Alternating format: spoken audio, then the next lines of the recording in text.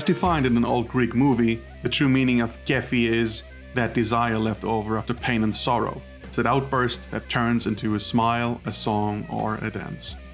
Kéfi is when you enjoy life in a holistic way and accept things you can't control but still find meaning in them. And sometimes, Kéfi is even stronger when life is tough, when you're grateful for the full spectrum of your emotions. Life is full of such contrasting moments, and that's what we talk about in the Kéfi podcast.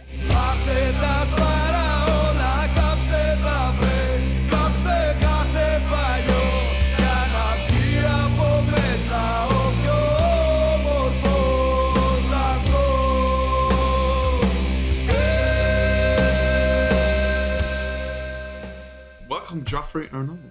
Let's do this. Hi, how are you doing? How's it going? Hey, thanks for having me, man. Doing great. How are you? I'm good.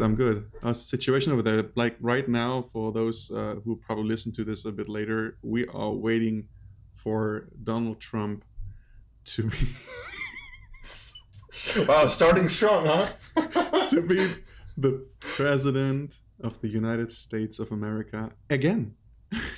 There's still hope. We're still waiting on a bunch more results. I don't know how you're checking in your update, but I noticed this year like Google has that nice. Maybe they had it before, but they have a nice. If you type in election, they just show you the map with all the results and everything. It's pretty cool. Yeah. The last thing that I heard was that they want to do a recounting because Donald Trump is concerned about okay, never mind. So I could go on about this for a long time, but the first thing that comes to mind when I see Mr. Ernault is Siguiente de Malaga, Tigans, Galase.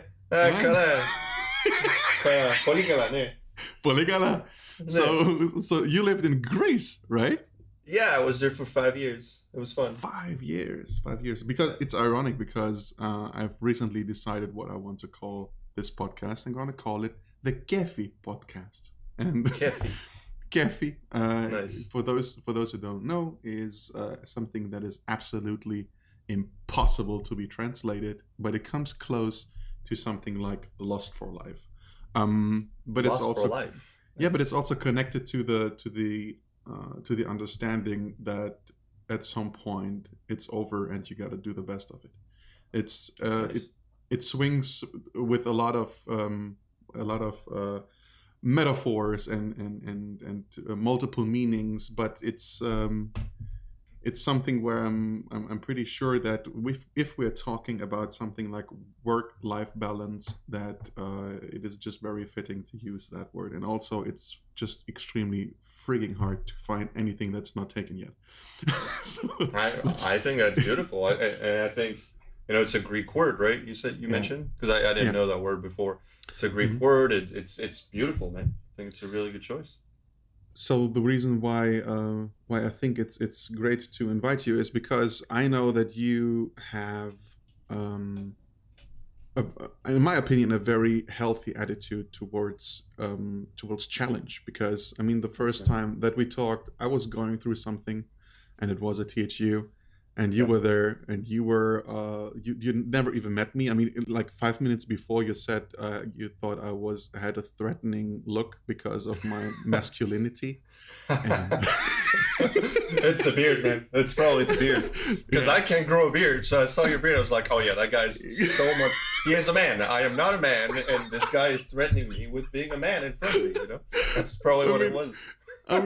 Yeah. So I in this moment I was like, okay, you clearly don't know me, because okay, I might look a certain way, but in the end, this was your realization. You basically said the same thing. And since we were talking about this situation, and you saw that I was basically in a mess, and I reacted like this, not like a man. I'm doing the finger thing right now, the laser thing. How do you call it when you do that? Air quotes. I'm doing the air quotes. But you were there for me. Like you hardly knew me. You sat down with me. You probably were a little drunk, but that was fucking cute. At THU, yeah, there's a big change. Thank you. Yeah, but you said a couple of things that to the day I haven't forgotten, and so That's you awesome, man. were one of the first people that I thought of when we would talk about not only about the situation, which is very very strongly connected to mental health right now around the world because of the pandemic, but generally about how to tackle obstacles in life, especially when they're connected to work-life balance. Um, I mean, the first thing that comes to mind is that you probably should maybe introduce yourself a little. Who are you? Sure, What are man. you doing? Sure, of course. I just want to do a little side note on the thing you were just saying because, like, I Yeah, think, you know, you mentioned like I saw you and I instantly told you like, oh, I think you look threatening and all that stuff. I think yeah. um, a side note on that is just like for me, whenever I have a situation like that where I feel I'm pausing a judgment on somebody like that, Yeah. this is probably just my approach, but I love just being kind of straightforward about it. Like, hey, sorry, person, I feel like this is the way you're coming off to me right now, and I just I want to make sure I don't no, misjudge you, right? no. Um, I appreciate it. First of all, I think such categories are knee-jerk reactions from our brain, and I don't think that this is meant in any way. Like, right, yeah, yeah, yeah, yeah. No, but I think it's been really useful for me because you know, within the past, there's moments where you're like, oh, this person's coming off in an interesting way, and I feel it might not be that person might not be saying what they think they're saying, right? So I'm going to double check with that person and making sure that I Mm, don't have an assumption on what they think they're saying and not have a reaction to that, if that makes sense. okay, yeah. And that's really helped me. So yeah, but yeah, so my name is Geoffrey Ernault, or if you want to say it with like the old French ways, it's Geoffrey Ernaud, Ernault. Ernaud. Yep. Oh, beautiful. And yeah, I've been in this industry for about 10 years now. Initially, I was doing freelance and studying at the same time. I was very passionate about online learning because at the time I was at school, but a lot of the tools and the methods that I learned were from uh, digital painting forums. Um, and so that transitioned to me trying to kind of share with people. Like at my school, I tried to do sort of small workshop where I was teaching people, and then that brought more opportunities. You know, I got invited at THU to teach. Then I started teaching in France, and all that while still being at school and doing freelance as well. So it was kind of a weird, hard balance to juggle all that, but it was super fun. And after that, had my first break in the industry, which was I don't know if you could call it a break, but I had my first internship at a studio called Cyanide Studios. They made the very first Game of Thrones game before the TV show came out. And then they went on to do. They're the company that does Blood Bowl, and they did a few other things. Did a bunch of cool games. The game I was working on there was Our Clash Legacy, Mhm. but the internship ended, and then I started looking for a job. Went to England for a few years to work on PSVR on a game called Rigs at Guerrilla Games. So I wasn't. It is Guerrilla Games. It wasn't Horizon Zero Dawn. That's usually the first question people ask me when I say Guerrilla Games. So it wasn't that. And then after being in England, I fell in love with a woman. No, actually, slightly before moving to England, I fell in love with a fantastic woman that is now my wife called Yekaterina Burikina, Katya Burikina. Um, and so I went to England and we're already dating, and I thought, okay, well, for me to be able to continue this relationship, I have to go there, right? I have to do something good to LA. And my plan initially was, oh, I'm probably going to go to England, and then hopefully my first step into the other continent is probably going to be Canada, and then from Canada I'll probably try to go to LA. But I actually took things the other way around. I went to England, and then tried to apply. Initially, I tried to apply at Blizzard. That didn't work out, and then I learned more about Riot. I was already playing a bit of League of Legends, but ended up applying on for Riot, where I got the job for to work on R&D. I worked on a couple projects, and one of them was Valorant that just came out recently. And yeah, after that, after a few years there, um, recently, like I switched back to freelance and hopefully opening my own game studio. We'll see how that goes. Oh, I Hmm. had no idea. Yeah, I've been slightly trying to work my way to that for the last few years, but I'm not.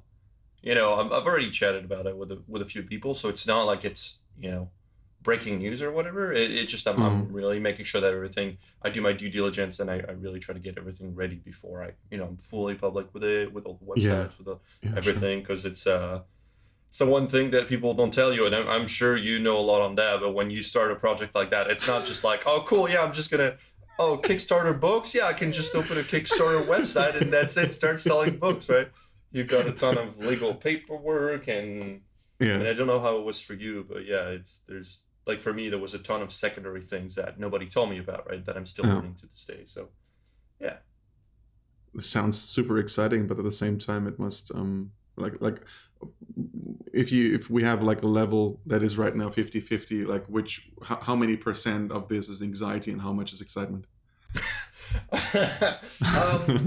I would say, interestingly, probably 80% excitement and 20% anxiety. And the reason for that is because uh, recently I actually went through all the check marks of, okay, what am I anxious about with this thing, right? Mhm. It's like you're starting a new big project, you're of course you're worried, well, is it gonna fail? Like, what's gonna happen? Like, am I actually achieving my goals? Is this what I want, and everything? And then I just really quickly realized that for me, the goal that I set for myself there is just, I want to do something that is my own. And, in a way, I'm already doing that. So I feel like I'm already successful for myself, and that makes me really happy. And then I feel like I can continue, leveling those goals and saying, well, I want to make this project, and then I want to hopefully try to make this amount of money from it, and try to maybe, share it with people, and hopefully, the thing gets good reviews or whatever it is. But initially, I think the initial goal for me was really to take this path, and I feel like, I wake up in the morning and I work on my own stuff, and I feel like it's going the direction that I want, and just that makes me Mhm. really happy. And the anxiety, I think, comes more often from things that I have no knowledge about, right? Like things that tell me, oh, I was not aware, but if I don't fill in this piece of paper, that means I can't do this thing, or if I don't do this, there's going to be a problem long term Mhm. down the road with, shipping the thing, or um, if I don't think about distribution, then I'm gonna have an issue later on. But I feel like I'm very fortunate to not have that much anxiety with it, just because, again, um, as long as for me I'm able to kind of ship this personal project of mine, Yeah. I'll be happy with this. And hopefully this goal is not, I feel like I could pull the trigger and even ship that today. It wouldn't be great, it wouldn't be where I want it to be, but that's still a goal that is reachable for me, right? That I've been wanting to do for years. So that makes me really excited and very happy. It also sounds like 20% is exactly the right amount of anxiety you should have, because if you wouldn't have that, you would be like extremely naive, because you got to account for the stuff that you simply cannot know, and it's always like, okay, this could be a problem. So 20% sounds very healthy to me. Yeah, of course. And I used to go just with a, because I kind of started going down that path a few years back, like I think about 3 to 4 years back now. And back then it was all excitement and 0% anxiety. It was just like, back then, and a few people have seen it probably, but I was like, oh, I'm gonna make this video game, and it's gonna be, it was the four horsemen of the apocalypse. It was like, it's gonna be open world, there's gonna be survival, it's gonna be multiplayer. Yes. Right, but then I realized, I was like, oh yeah, I can totally do this. Mhm. By myself. But yeah, by myself. And this is where, I mean, I'm very thankful. I've had people to work with me on this journey. Mainly Kyle Dale is the main person that I want to give a shout out to so far. But yeah, I've been lucky to have him work with me. But it's mostly, it was funny because back then, you start and you're just like, it's just excitement. You're like, I'm gonna do this new project and I'm so excited and nothing's gonna go wrong. Um, and then slowly, you start getting that experience of, oh, okay, things are going to happen that are out of my control that I can't really expect, and it's Yeah. normal, right? It's just like the very first time where you start learning how to draw. You draw something, and then you realize, oh, right now I want to draw a house, but I didn't realize, like, I just don't know perspective. Or you start learning, hey, I want to draw this character, but I don't know anything about anatomy, right? And most people that really care about that, they don't stop there. They just start learning about the thing that they're missing, right? Um, Exactly. so, Yeah. so that's what that journey's been like for me. It's just been realizing, okay, well, this is the path that I'm on right now, and I just realized, oh, actually, I don't know much about paperwork. I don't know much about LLCs. I don't know much about finances and how to make sure that, if I have employees in the long term, like how do I set a sustainable cash flow so that I can pay my employees, right? And you realize, oh, those things might be really, really scary from the outside, but it's just a matter of tackling them one step at a time and hopefully surrounding yourself with people that can help, right? Surrounding yourself with people that have been through that experience and that you can have really candid discussions with. Do you have the feeling that when you are on this road that you are equipped for it in terms of how it will affect you in terms of stress in the future, or is this something where you won't say you're afraid of, but more like I mean this is unknown territory. You said it before, but how much of these unknown, of this anxiety for the 20% is probably holding you back with your decisions? You know what I mean? Kind of, yeah. I don't know if it's necessarily holding me back. I think where things that usually hold me back is the unknown, right? It's when you have Yeah. this thing that says, "Hey, there's a big decision to do here," right? There's a thing that's gonna affect your path, right? Yeah. And everything really does, right? Everything that you do is gonna affect where you'll land with your goals, like the trajectory that you're taking in your career and your personal happiness and everything. But I think for me, what's difficult is usually when I have two decisions like that and they equally seem, I mean, they both seem equal.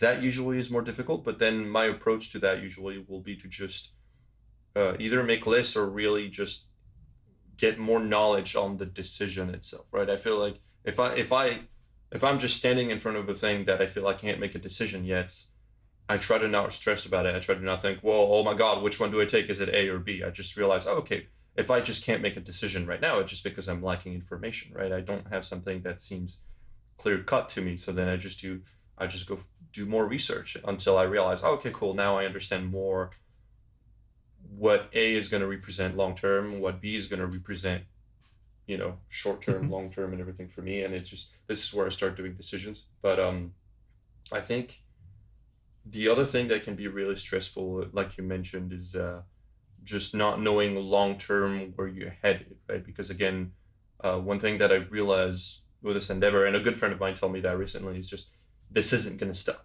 It's just you're always, yeah, yeah. I see you nodding, but it's always Yes. you just keep moving forward, and there's always going to be a new thing that's going to broadside you, right? There's Yeah. going to be all of a sudden you're gonna realize, oh, cool, now I have a better understanding of scheduling, and I feel like I did a great list of making sure that I'm going to be on time and making sure that I know how to work with other people and making sure we deliver things on time. And then there's a pandemic, right? And then everybody starts getting sick, or then Yes. it's Christmas and Yeah. you forgot to put Christmas in the calendar, or you're going to start being excited about making an image or doing something that you really care about, and then you realize, oh no, like there's something wrong about my Wacom drivers, or there's something with my brushes where I feel I can't control it. But these moments, if you remain open minded and you just take them as a learning experience, usually the next thing that you're going to do, this same issue is probably going to happen. But the thing is, you're going to be a lot more equipped to deal with it, right?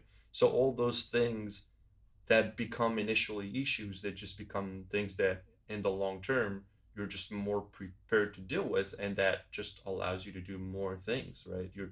It doesn't hold you back as much as it does today. Like tomorrow those things will No, be a lot easier to deal with. I don't think that it's if you are good at what you're doing, like if you are let's say successful, even though of course the term success is different for everybody, but if you Sure. if you are good at what you're doing and more people want to work with you, then it's impossible to not grow. And it's even worse when you have a company, because at some point you will realize, okay, I didn't say no to this job. I didn't say no to this job. I took more jobs. More jobs means more work, means more people, and you start growing. Just, I mean, there's the aspect of growing from a capitalistic standpoint, right? Where it's Yeah. about like you have to grow and you have to. I Yeah. mean, you know Yeah. what I'm talking about. But there's also the aspect of things just going so good that this this thing just happens by itself, and then at some point you realize, okay, I'm having obstacles like this, not necessarily bad ones, but the learning curve just goes up because there are so many things that I didn't have to deal with a year back, and now I have to because I was successful. But as long as you look back at this and realize that it's because of success, and that this is just something that's going to keep happening, I think you can be equipped for this. You you starting a studio, I wonder how you want to tackle the aspect of, because if you build something yourself, obviously you're more invested than if you are hired. So your focus will be very much about making this your baby, uh, and you want to take care of it, and everything should be good. How do you want to make sure that you don't overwork yourself? Right. Well, for that, that's something that again I've been trying to be much better at the last couple of years. Is I realized that for me the way I was working before is I would be on constant burnout, and what I mean by that is um, and even though it was burnout, I actually wasn't working that much. But the thing is, I would play a lot of games, feel bad about it, and then I would work super hard to make up for it. And I would do like, I don't know, 20-hour painting days for like a week, but then I would stop for a month. It was like, it was a weird catch 22 where the thing is, because it wasn't sustainable, I would work hard, burn out, end up playing a lot of games, and then because of that I would feel bad, go back to painting, but I wasn't even enjoying the process of painting. I was just saying, okay, Mm. cool, well, I've been playing so many games, I haven't been productive, I have to continue doing personal art, so I'm just going to work really hard. But the problem with that is I wasn't even enjoying the process, right? So of course, as soon as I would have worked that amount, I would burn out again, and then I would go back to games. Mm. I would feel like, oh, cool, yeah, I can play video games because I've just been working really hard. And then I would stop working again for a few months. And I got to a point where I stopped for, like, there was a point a few years ago where I didn't do personal work, I think, for almost 6 months. It was really, really bad. Um, but that kind of helped me go back into a place where I had a lot more discipline. So what I do instead, especially now that I have my own project to work on basically, Mm. is actually quite the opposite. Is I don't necessarily set a maximum for myself, um, because I feel like I'm good enough to not overwork, but I actually set a minimum to kind of hit the bar. Kind of like, earlier I was talking to you about starting my own project, and how for me the goal is just to ship my own thing. That is the goal, right? And it's something that's achievable, and this is what I'm doing now with my time on personal art and also my project. It's just, I tell myself, hey, if you consistently get a good 5 to 6 hours of work, like every single Mm. day, um, if I can get this chunk of work done, then I have all the rest of the day to do whatever I want. And the thing is, when I see it like this, I actually manage to do the work, and then because I've already achieved that work, I don't have that pressure of, oh, what I'm doing right now is work to achieve this time goal, right? It's just, oh, well, I've already done my 5 hours of work and I'm still having fun. Might as well just continue doing some work, right? Because I'm enjoying it. I know I've done what I wanted to do, what I needed to do for me to be air quote productive.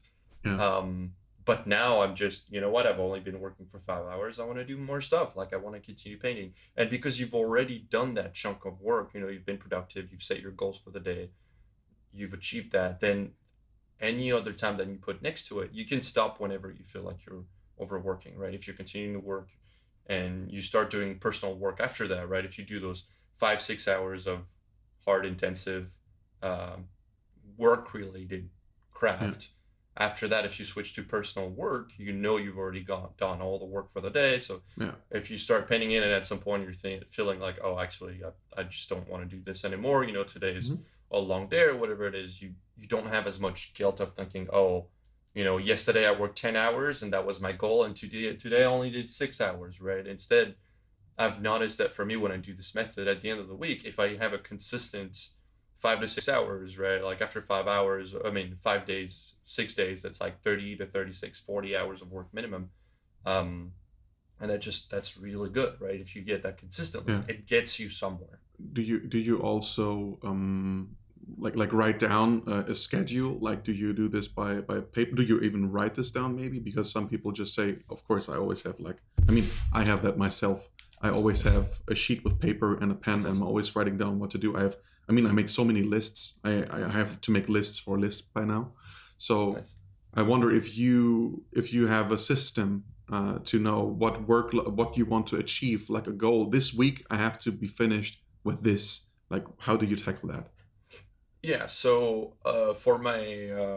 for the stuff that I do for my work, what I call work is basically just my own project that I do. It is work, yeah, I get it. Yeah, sure. So what I do for my work is I treat it just like a game development company. So I have two different tiers of things. I have a tier that says, hey, this is the overall monthly milestone or quarterly milestone, whatever it is, and then I divide that into subtasks on Trello. So Trello allows me to just put those tasks of, hey, this week I have to do this environment art thing, or this week I have to do this character thing. And what's cool is because myself and Kyle, who were both working on this, we're able to look at Trello. We see each other work on this. It's really cool to see each other work on that. It's very inspiring, right? You see somebody else do work, you want to do the work as well, right? You want to be a part of that, and it's very inspiring to each of us.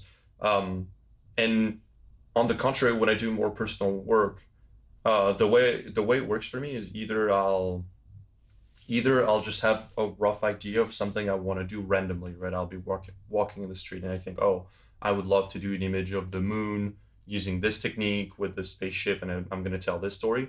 And those things, usually I'll write something down about it. I'll say, hey, this kind of image, and I want to do it like this, and today I'm going to approach it like that. And I'll make a little notepad note about it. But if it's just personal art, usually I won't have any schedules. I'll just open Photoshop and I'll just start working and have fun with it, right? Because those are different approaches to me. One of them is more relaxing and making sure that I enjoy the process, which is the one where I go in and I enjoy painting whatever it is. And the other one is more of a structured, hey, this is what I'm trying to do with this, right? And also the big difference is when I do something that's more relaxed and isn't as planned, what I'll try to do is, regardless of the result, I'll try to force myself to kind of, not really force myself, but I try to make sure that I do a minimum amount of work. Because sometimes you can just be sketching and you don't really get good results. But ultimately, if you put in the work, if you continue working on that and you're just having fun with it, ultimately, like you end up with something that you enjoy working on, or at least that's how it works for me. Yeah. You mentioned Trello. For those who don't know what it is, it's basically like a management software where you can categorize tasks and work with other people. Can only tell you that this is a good one, or Airtable if you want to organize your work and stay productive. It certainly helps building up a certain discipline. I think it's great. I think it's great that you have that discipline to tackle these things. Has it always been like this, or would you say that this is something that you learned over the years? And if so, what made you? Was there a specific event where you were like the exact opposite of that, and you were like, okay, fuck this, enough of that? Yeah, you're nodding. Okay. Yeah, exactly. Actually, it's funny, but I think we both have like metalhead shirts right now on. But like for me, I came from a like my background is I used to be a lot into like the metal, the goth stuff, like punk, being very like anti-authority. So I was super disorganized, and I'm not saying that people that listen to metal and all that are very disorganized, but just kind of that attitude for me was kind of against anything that's organized, against authority and all that. I mean, it's fuck the system, right? So yeah, exactly. Please, so.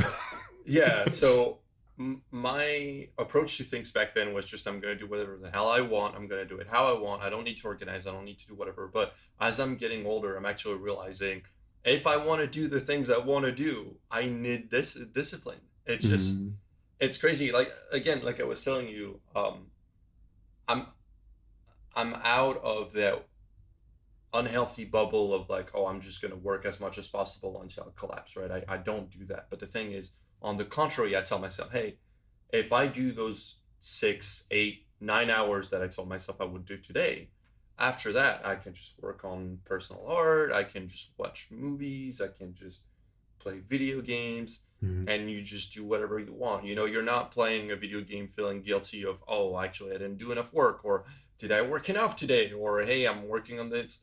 I'm playing this video game while other artists are, you know, working more than I am. It just, Yeah. you're setting those goals for yourself. So as long as you're aligned with what you want to do and the way you want to organize yourself for your own happiness and your own goals, then that's all that matters. You know, it shouldn't be about, oh, you worked 6 hours today, but that person worked 10 hours, so you can't play video games. No, it's about, hey, you're trying to do this. And the goal that you're setting for yourself to make yourself happy is doing this thing.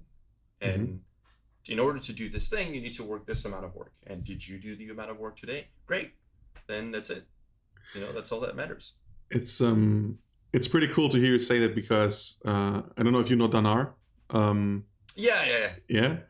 You probably know his approach, which is like every time you don't work, someone else will keep working. Yeah. And like there are so many different approaches, and like he certainly doesn't seem like a person who's not happy with his approach. Sure. It's just beautiful to see that you in your approach are exactly like how to tackle it, and it works.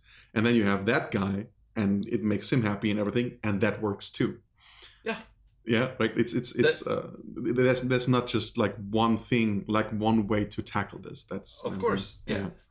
And I think that's really the key word here for me. If I had one thing to really share with people on mental health, is don't really just make sure that the goals that you have in your life reflect really what you want to do and what makes you happy, right? It's important to listen to, you know, there's so many talks and there's so many things about discipline and organization out there.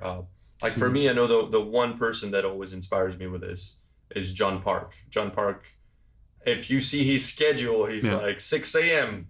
time to go do some personal work, and then, you know, he's at it until, I don't know, like 10 p.m. whatever, and that's awesome, and that's what makes him happy, right? And that's really awesome.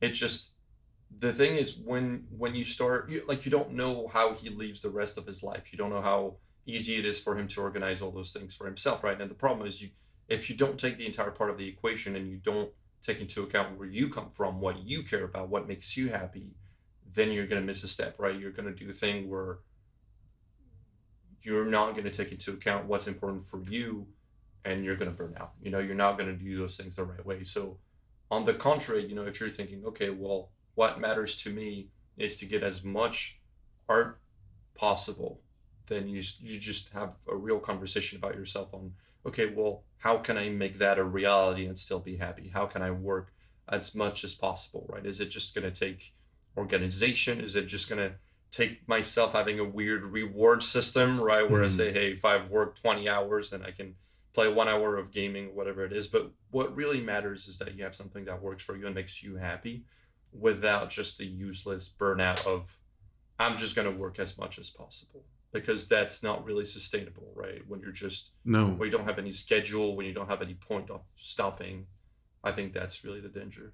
There's this thing that most of these conversations have in common, is that when you have them with someone and they tell you how you better don't do it, obviously they had a situation where they learned that you don't do it like that. So when I talk to Max Berman about burnout, he will tell me what happened to him. If I talk with Banks, with you, with Bastien, with everybody, when I have these conversations, everybody somehow has maybe there, except for Evan, obviously. Evan doesn't burn out. He's a dream. It doesn't happen. He's a demigod of yoga and art. So it will never happen to him, which is absolutely admirable. But most people I talk to have their own story of this kind of, let's call it, pain.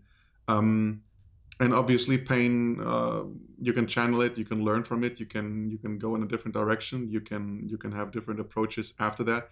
So it's interesting for me to see that it kind of feels to me like, and I said this also when we had one of these mental health panels in one of the events at Playgrounds, it seems to me that people who who know how to tackle, who are successful, usually had their own burnout, mental health issues, and at some point came out of it or not, you know. And it's like it almost feels to people, to others who I had conversations with, junior artists and students, who said like, for them it seems like this has to happen. Like you first have to work yourself close to death, right? And then you can just jump off the ledge or go back and then realize, okay, I did everything wrong and I have to do this differently, which is extremely scary because you don't have to. Like the only thing that you need is realizing, in my opinion, that first of all, you're not alone and there's probably someone who has the same issue and has the same goals in life and he did it in a way. And then you realize I can only know about that if people talk about it. You know, Yeah. if I meet someone like you, for example, in an event who is like, you know, like I remember you told me like, yeah, it's the nice guys that get fucked first. So What?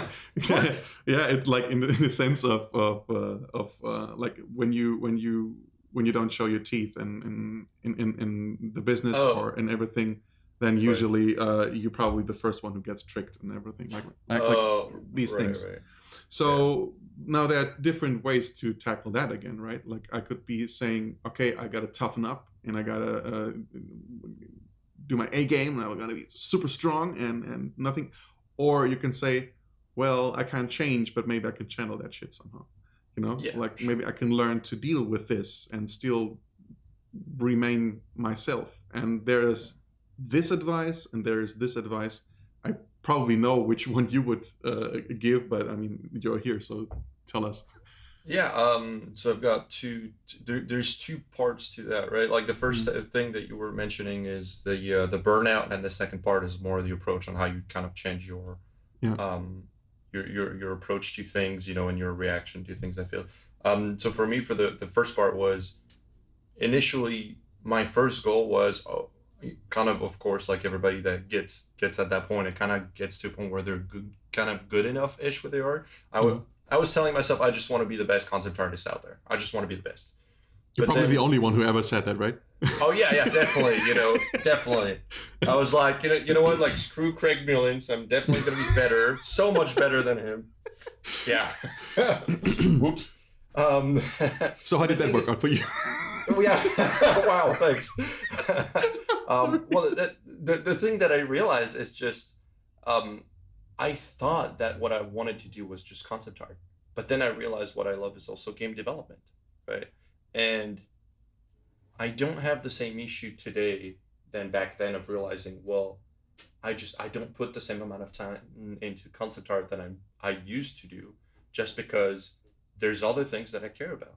Well, like I wake up in the morning and I just, it's not just for me about, oh, I'm just going to open Photoshop, I'm going to do concept art because that's where I want to be good at. Like what I want to be good at is just, I feel like I'm not just good at doing 2D images, or I mean, using 3D softwares or whatever. I feel like I there's enough aspects that I care about that I feel I could just ship experiences as a whole, right? And for me, that medium to deliver that is video games. And I feel like I've learned enough, and I've done enough of I've done my own share of learning for video games to be at a point where that's what I want to try to do, right? I want to just overall do the whole part of making a game. And that's why, like, when you think about it, that there's a saying for that. I don't know if it's I mean, I can't remember what it is, but basically it's when your thoughts aren't really aligned, right? So part of me was saying, I want to be the best concept artist, and that means I'm going to have to only do concept art constantly. But then another part of me was saying, well, actually, I don't only care about concept art, right? I also want to do game development.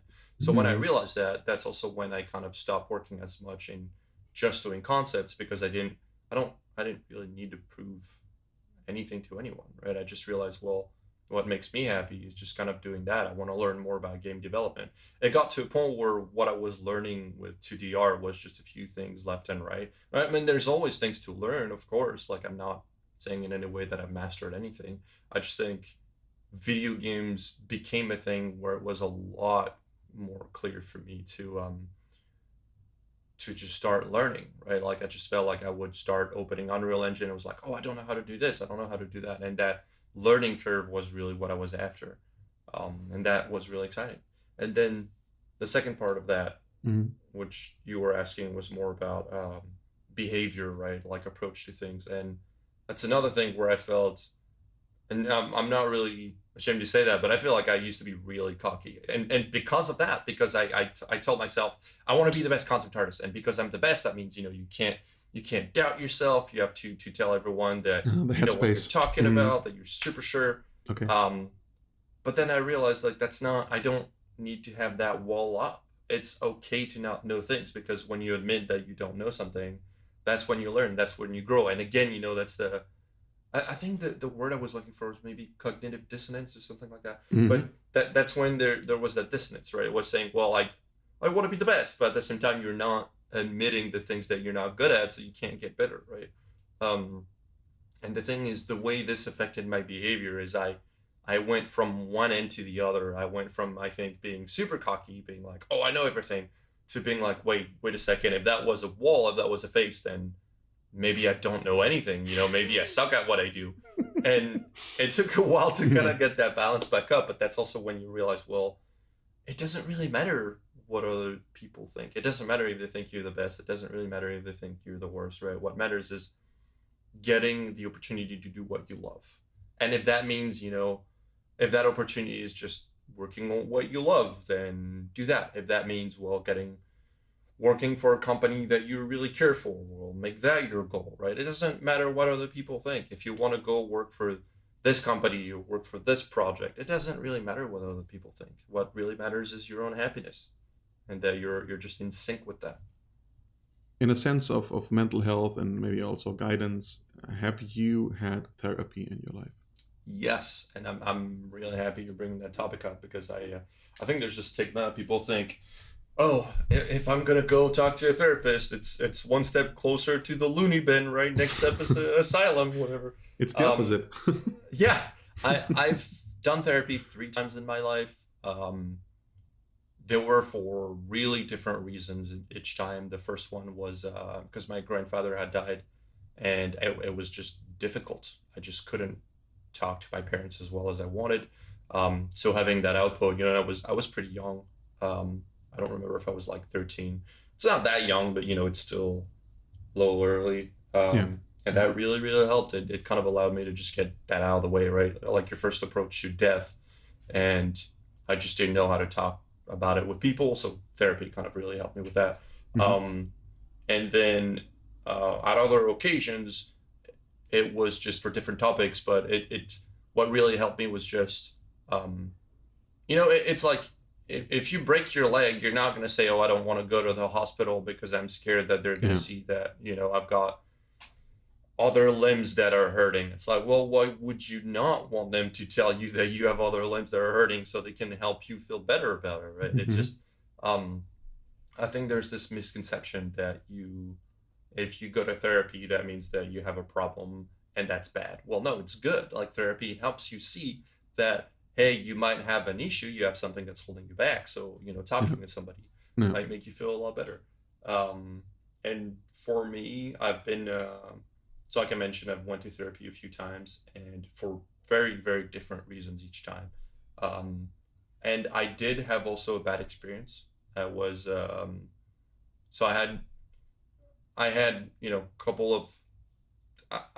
people that really, really helped me, and I had this one person that I think was just absolutely god awful.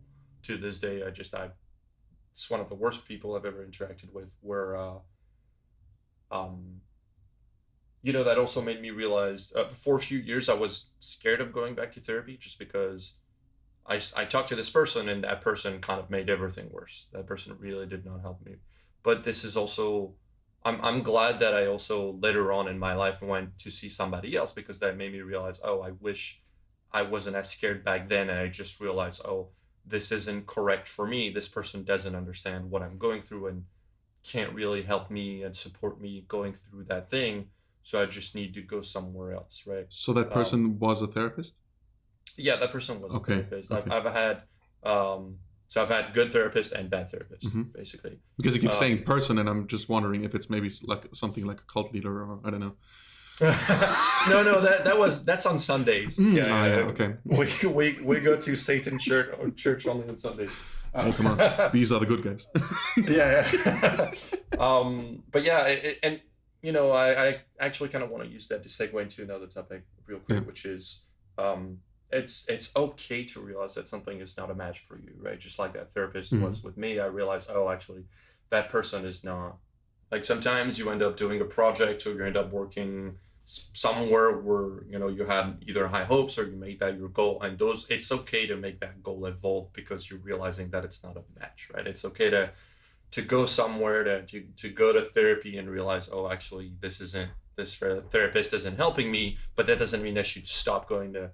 If I still have this issue and I feel I really want to talk to somebody about it and it still upsets me, that doesn't mean I need to stop therapy altogether. It just means I need to find somebody better about it, right? Or I just need to have a better approach to deal with this. And it's the same for any other art or project. It's like if you realize you're working on something that doesn't make you happy, just like, you know, back then for me it was like, I want to be the best concept artist, but I realized like I'd rather do more games, you know. What really matters is what makes you happy. And this is what will help you be in line with your, you know, your mental happiness and everything. It just you just have to be really honest with yourself on what makes you happy and what you want to do, and just be true to that. Just do that. It's a different conversation about doing what makes you happy, because in most cases I feel like people not necessarily know what makes them happy. But it's also often enough, especially if you start out, that you just can't pick. You can't say, "Oh, I will just go and do what makes me happy, and someone will pay the rent." Obviously, in the beginning, or maybe even longer, depending on where you live and what your circumstances are, you might be stuck in a place where you can't talk to anyone. You just have to grind and do the job and keep going. But even then, it's even more important to at least have someone, even if it's not a therapist. But I mean, friends can't replace therapists, obviously, because it's a profession. But at the same time, you need someone to talk to, because you can't just keep all that stuff in yourself. Yeah. I mean, if you can do that and still somehow function, cheers. But I really can't imagine. I mean, I'm always careful with a general approach to this and be like, if you can't, then you don't, and all that. Okay, like maybe for you it works, but generally I would say, mostly I would say maybe it's good to have someone to talk to, and even better if that person knows exactly how to listen. Yeah, and that's also when you realize that there's different solutions to different problems, right? Like I might have something that makes me upset, or you know, oh, I'm depressed about the election, where you don't necessarily need to go to a therapist to talk about that, right? But on the contrary, if there's things that are really personal to you and you know are kind of that are difficult for you to talk to people, just either because you feel like it's really personal, or just because you don't know how to approach it, this is also when you can start thinking, okay, well, maybe it's time to go talk to a professional about it, right? I think really the thing to really keep in mind here is, if you think that there's something that you're keeping inside that you just need to get off your chest, if you have somebody that you really trust, then you know you can definitely talk to them about personal thing. And I say you really trust because you know, you don't really want to go with your really personal problems that are really like personal to like a random person you just met at the bar, because like you might be up for a bad surprise later on. No, but it's easy, right? Like it's easy to talk about deeply personal things with a stranger on the internet, because I mean, what can that person possibly do to you? You know? Well, that's what I'm saying. Like you would think, but yeah, I'll give you a fun example. I was playing a game online the other day. I started talking to this person, and I started kind of randomly talking about a bad experience I had in the industry, right? Something that like I wouldn't really tell anyone, like something that is kind of personal to me. And I ended up starting to tell this person, oh yeah, like I do this and I work there. And he's like, a completely random person on the internet, right? Not somebody that I queued with or whatever. Literally random game, and the person's like, "Oh, do you know this person and this person and this person?" And yeah, it was very scary. My point is more, if it's like, don't keep something to yourself, but also don't feel like you need to talk to the first person that comes about things that are very, very personal. Like, make sure that you surround yourself with people that you know you that are trustworthy and you can talk to, um, because that also will help you feel more confident and more, open with the things that you can talk. And also, it helps when you have people like that around you, just because you know that you can always go talk to those people, and you know that they won't judge you. You know that they'll Yeah. be helpful. Um, and if you don't have that, again, you can always get the help of a professional. That's just like going to the dentist. It's you've got a boo boo. You go talk to somebody, and Yeah. hopefully makes it feel better. You hopefully can. I mean, I had enough circumstances here in my area, or Mm, friends had these circumstances where there simply was no therapist that would give you right. an appointment, or you live in a country where this is not covered by your insurance, and all these things obviously are a problem. But I think it's very even more important to realize that being isolated and not having, especially now in this virus situation, I keep calling it virus situation, which sounds absolutely stupid. But in this pandemic, when you're stuck in your place and you probably cannot connect to as many people as you want to not just randomly drop all these things to people just because they're passing by. I think that's Yeah. very dangerous. Yeah. Because you also don't want to talk to the wrong person and trust them and tell them something that's very personal, and Yes. then if they misuse that information against you, then the problem is you might think, oh, I can't talk to anybody anymore. I've got all Yeah. those other things in my bags that I wished I could talk to somebody, but I'm not going to do it anymore. That's why I'm saying, like, be also weary of who you're telling what. Like, there's some things that you should talk to people as much as possible, but also mind the audience, right? Like, Yeah. know who you're talking to. Speaking of audience, you mentioned teaching. How important is that for you? I'm always trying to find out what drives people to teach, and sometimes I'm hearing this this famous part about sharing and giving Yeah. back and all that. But there's also the aspect of people like bluntly saying, "Well, I learn better myself if I'm teaching people," because Yeah. yeah, like what is it for you? Or is it both? Exactly both. Okay.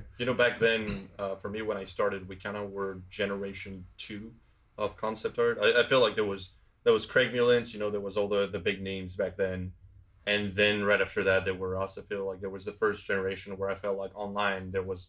It seemed like there was maybe 30 concept artists, and then like it just exploded. And I feel like for us, like I kind of say, quote quote, generation two of concept art, Yeah. we had a little bit of knowledge, but the thing is, we still didn't have, we didn't have Gumroads, we didn't have a lot of teaching for it. So a lot of it was just finding the right information forums. So this is the part for me where it's giving back. I wish that back then I had the information that is available today. So for me, I also want to be able to give people that opportunity. I want to be able, if I can avoid somebody to work to look online for 100 hours to find information, learn more about colors, and I can put that in a video for like 5 minutes for free, where somebody's gonna watch that video and then be able to grow with their art. That makes me really happy.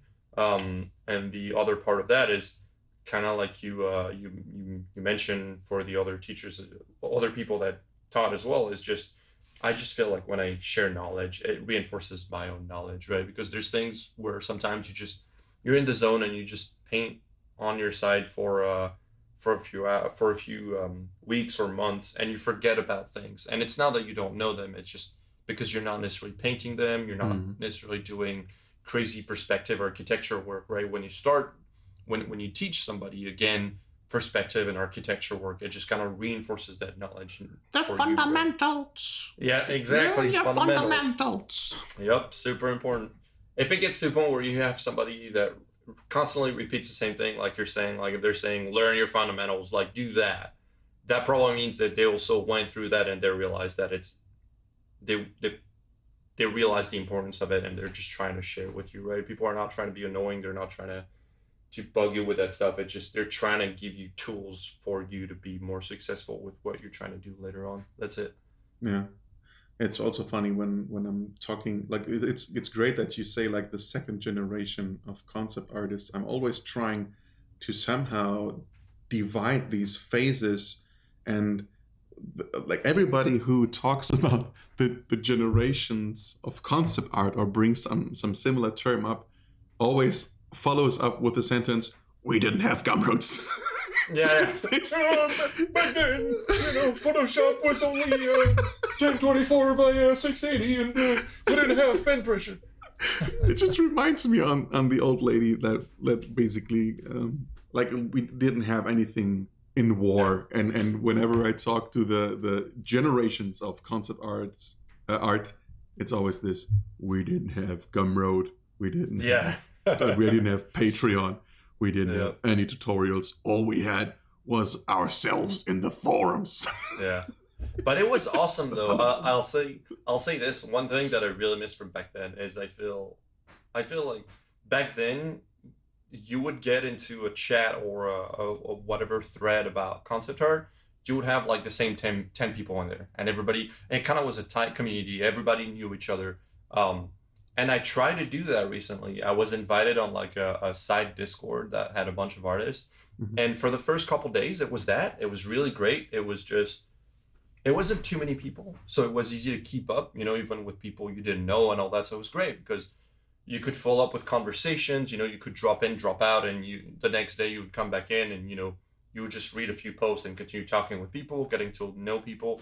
And then you just give it a few days and it just blows up, and it's hard because there's just so many people that you can't really keep the same relationships, right? You can't just barge in a conversation when there's 10 people talking and you don't know a single one of them, right? It's a lot harder.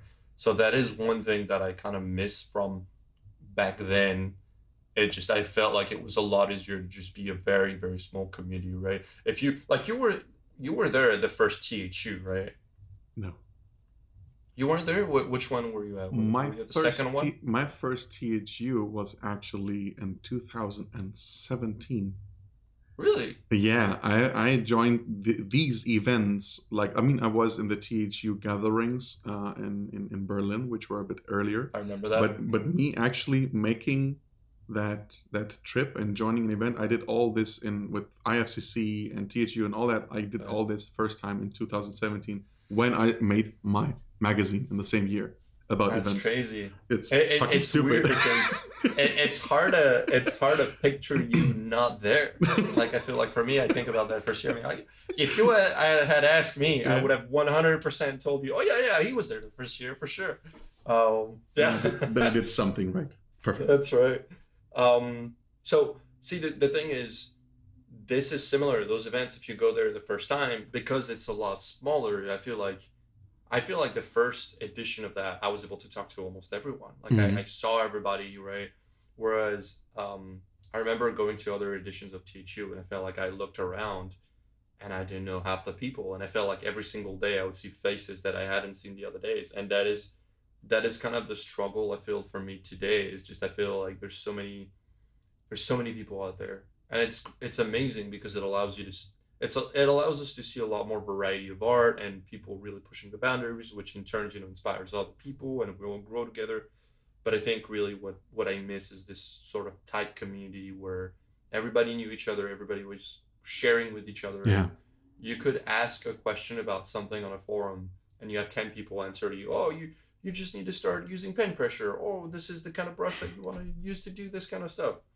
See, back then you could ask what brush are you using without causing a riot, right? Yeah. Back in my day, you could ask people what brush they used. But look at if you look at it from a perspective of the community being first like a small, like first it started out as a community and later it became a market. All these marketplaces they didn't exist because there weren't enough people. Now you have so many students and people starting out, and the entertainment industry itself is an ever growing thing.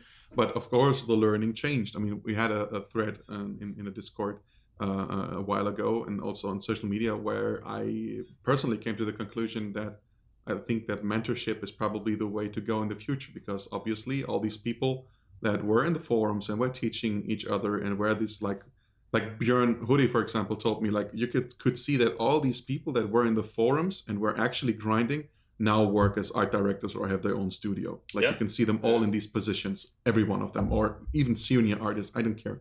So if you have this generation being so many and being able to give knowledge to so many others, imagine how it will be if all these people right now, like all these who called you old and me old now.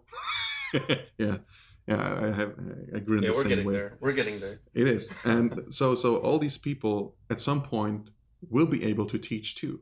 So obviously, I think if you have enough of these people, mentorship is the way to go. Or just the idea of small communities, groups, like teaching each other, not one community but more. Yeah, like it's like mitosis, right? Like if you have, or do you say mitosis or mitosis in English? I don't know. no, probably both. I know. Probably both. Okay, so if you have like this one cell and it's getting fatter and fatter, at some point it just splits and you have two. And of course that's probably the way to go with it. Like you have to keep your groups, and this is very efficient. I feel like there are so many Discord and Discords and Facebook groups, even in all these places where people are very efficiently learning together, even if it's just a chat group in some messenger or something. Like this is. There's a reason why the forums worked, and there's a reason why they don't work anymore. Yeah, of course.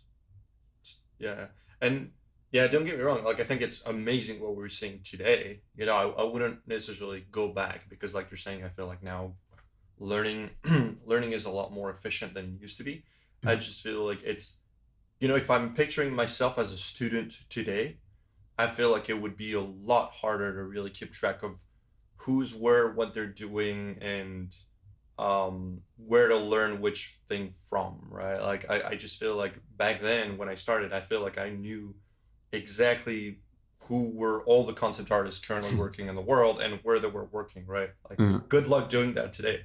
I want to shortly, like as a last thing, bring up that you are married to another artist. That's you know, when I was younger, I kind of had that dream to be with somebody that kind of would share those things with me, and it just every day being able to learn from her and share that with her, it's amazing. You know, I'm able to just be myself. And I really wish that on everybody in their relationship is to find somebody that completes them the same way that Katja completed me, because you can see it in two different ways, right? You can be with somebody that doesn't share your I don't want to say hobbies, but doesn't share your passion, right? And doesn't really know anything about your hobby. And what's interesting with that is that you have a lot to talk about. You know, you can both learn from each other. Oh, you're working, you know, as a nurse, like tell me more about the medical field. You know, I want to learn more about anatomy. I want to learn more about what you do on your day-to-day basis and what obstacles you're going through. I mean, especially now with the pandemic, being a nurse is probably not the best example I could have found, but you know, or you can take it the opposite way, which is when you both share the same passion, you know what you're both talking about, right? I know for example, for me, I've had relationships in the past where my partners weren't sharing the same understanding, and you know, I'd be on the PC for even just 3 hours. Like I had throw an Xbox, like no, not the Xbox. No, she threw a table past me because I was on the Xbox for a couple hours and I had been on the PC for a couple hours working, and she just didn't understand, right? So that was not great. I'm about to crack up because the idea of an X throwing an Xbox is just too much right now. Oh yeah, and do you know the worst part in that? The worst part in that, I had my GTA 5 disc in there with like tons of hours of save, and that disc broke from that. Yep. It destroyed me. That's why. Can you imagine having to restart all those side quests? All the side quests. My God. Yeah, but no, my point is really just, you know, both sides are of course fantastic. You know, you can be with somebody where you don't know anything about their field, and that's the interest, right? It's learning about what they do, like being able to share that, and you're always kind of learning from them as they grow in their field. Or you can also with somebody just like that has the same kind of passion and is understanding, and that's also interesting because you know that you can kind of have deeper conversations about your passion, right? I know I can talk with Kara about art. I know I can talk with her about, colors and saturation and brushwork and, having this goal and working on this. I can talk to her about game design stuff, and I know she's not gonna look at me and say, "What? StarCraft? What game?" And yeah, there are different opinions on that topic, and I'm always very interested because personally, I'm probably one of the people who wouldn't like to be. I mean, you can't always pick who you fall in love with, obviously. Sure. But I think it would be way more complicated if I had a creative partner, because if my wife would be like me or even closely like me, I probably wouldn't stop working at all. Like all our conversations would probably be about that. And to me, right now, knowing me and the path that I took and being a workaholic and all these things, I think that, like, the workaholic, not in a good sense, like seriously not. I believe that that's probably would end me. Like I couldn't take a break at all anymore. So I'm really happy for you guys. Like, well, that's why she completes you, right? That's why I'm saying, like, for you, because you're specifically workaholic, that's why you look to in a partner, right? It's somebody that can just take your mind off of that, and somebody that shares life with you outside of that work, right? Yeah, but I wasn't when I met her. Like I became a workaholic due to circumstance in the past couple of years. But before that, we still were very differently. But it's always, I think I was someone who couldn't handle feedback at all. Right. And I think if you have another creative person closely to you, like looking over your shoulder and being like, "What the fuck is this?" Then probably she would be my ex, just like yours with the Xbox. And right. Yeah. Well, I think again, it depends how you approach it. Everybody's different. I can see, I could see it go both ways. I definitely agree that if I had somebody that was kind of constantly talking to me about work and my work, and I still feel like I'm lucky because Kara does 3D and she does a lot of 2D texturing, so she understands digital painting, but she also does the whole 3D aspect, which means that it's still different enough that we have a lot to talk about, even though I do also a bit of 3D. But yeah, I fear that what would also be difficult for me, it would be to be with, somebody that does a lot of illustration work or concept work, and, walking by and seeing something with the design and being like, wow, this is the design you're doing right now? Like, there's no hydraulics. Look at your spaceship. It doesn't have hydraulics. Yeah. So I feel like I'm really lucky. I struck gold. So, and I wish that on everybody. That's a great point to end this. Mm-hmm. Thank you so much for sharing with me and everybody who will listen. I hope we can do this again, and I wish you and everybody who's listening a really great day, and let's see who's gonna be president. Oh God. That's the point you want to end on. That's it. Bye-bye.